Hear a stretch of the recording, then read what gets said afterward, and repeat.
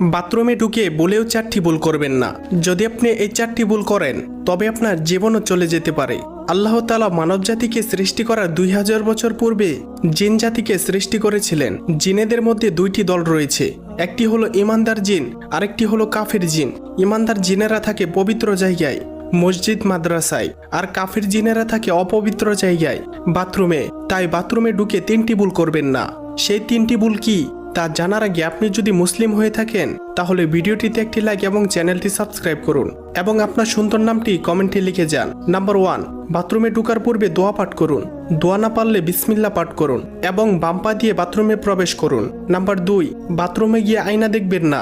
Number 3, ভুলেও বাথরুমে উলঙ্গ হয়ে গোসল করবেন না। এটি করতে নবীজি স্বয়ং নিষেধ করেছেন। উলঙ্গ হয়ে গোসল করলে কাফের জিনেরা আপনার উপর আক্রমণ করতে পারে। নাম্বার 4, বাথরুমে ঢুকে সূরা বা দোয়া কালাম পাঠ করবেন না। এটি একটি মারাত্মক গুনাহ।